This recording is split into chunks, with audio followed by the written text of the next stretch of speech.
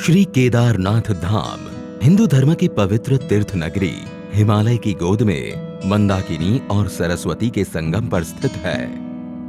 वर्ष 2013 में आई भयावह आपदा से इस तीर्थ नगरी को भारी तबाही का सामना करना पड़ा। ये दृश्य 19वीं सदी का है, जब मंदिर का गरिमामय रूप दूर से ही दर्शित होता था।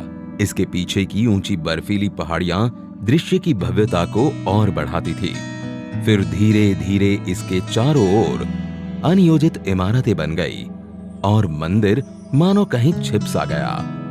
वर्ष 2017 में माननीय प्रधानमंत्री जी स्वयं श्री केदारनाथ धाम आए एवं धाम के आध्यात्मिक गौरव और दिव्य स्वरूप को पुनः स्थापित करने के लिए श्री केदारनाथ धाम पुनर्निर्माण योजना की परिकल्पना की। यहाँ की रुचि प्रकृति प्रवृत्ति के अनुसार ही इसका पुनर्निर्माण किया जाए। उसमें आधुनिकता होगी, लेकिन उसकी आत्मा वही होगी जो सदियों से केदार की धरती ने अपने भीतर संजोए रखा हुआ है। ऐसा पुनर्निर्माण करने की दिशा में इसका काम होगा। इस परिकल्पना के आधार पर सभी हितधारकों की भागीदारी से पर्यावरणीय संतुलन बनाते हुए एक महायोजना तैयार की गई थी। गौरीकुंड से 16 किलोमीटर दूर पैदल मार्ग पर स्थित धाम में इस पैमाने की परियोजना को क्रियान्वित करना, इसके लिए निर्माण सामग्री जुटाना, दुश्वार मौसम और विषम भौगोलिक परिस्थितियों के बीच एक बड़ी चुनौती थी। मंदिर तक पहुंच मार्ग का निर्माण पहले कार्य के रूप में लिया गया। आपदा से पहले मंदिर परिसर में 10 फीट संकरे गलियारे में स्थित कई भवन क्षतिग्रस्त हो गए थे और 30,000 टन मलबा चारों ओर फैल गया था। इस मलबे को 840 फीट सीढ़ीदार मंदिर गलियारे के रूप में विकसित किया गया। इसका निर्माण क्षेत्रीय कारीगरों द्वारा 20,000 स्थानीय उपलब्ध पत्थरों का उपयोग करके किया गया। 2 नदियों के संगम पर स्थित इस 104 फीट व्यास वाले आगमन प्लाजा का निर्माण वृत्ताकार रूप में 51,000 स्थानीय पत्थरों का उपयोग करके किया गया है। वहीं मंदिर प्लाजा का निर्माण 4,340 वर्ग मीटर क्षेत्र में 15,200 स्थानीय पत्थरों से किया गया है। बाढ़ से सरस्वती और मंदाकिनी नदी के किनारों के साथ बह गई भूमि के पुनर्ग्रहण तथा बहुस्तरीय बाढ़ सुरक्षा कर मंदिर परिसर को एक द्वीप के रूप में बहाल करने के लिए दोनों नदियों पर बाढ़ सुरक्षा दीवारों का निर्माण कार्य किया गया। आपदा से क्षतिग्रस्त हो गए तीर्थ पुरोहितों के आवासों के पुनर्निर्माण का कार्य चौथे कार्य के रूप में लिया गया।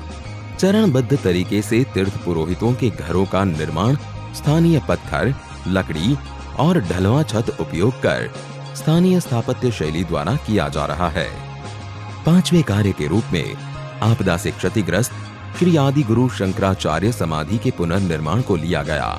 ऐसा भव्य दिव्य आदि शंकर का वो स्थान बने, उनका समाधि स्थल बने, और वो भी ऐसे बने कि आदि शंकर का स्थान केदार से थोड़ा सा भी अलग हुआ ऐसा अनुभव न करे।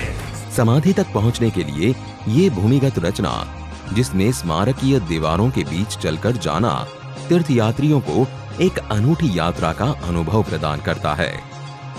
मूर्ति के दर्शन कर चिंतन पथ पर चलते हुए ये यात्रा पर्वतों और विहंगम दृश्यों के दर्शन के साथ समाप्त होती है। इन 5 कार्यों का लोकार्पण आज किया जा रहा है।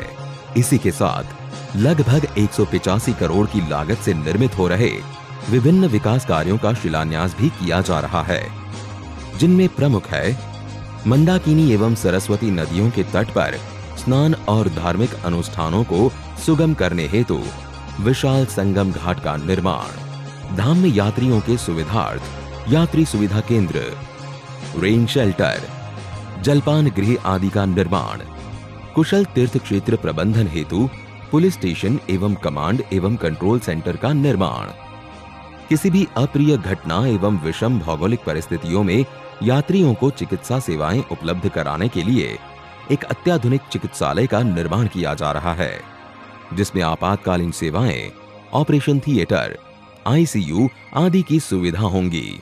ये निर्माण योजना मात्र भौतिक सुविधाओं को ध्यान में रखकर नहीं, वरन इस स्थल की लौकिक व तीर्थ यात्रियों की आंतरिक ऊर्जा को पुनः जागृत करने का एक प्रयास है।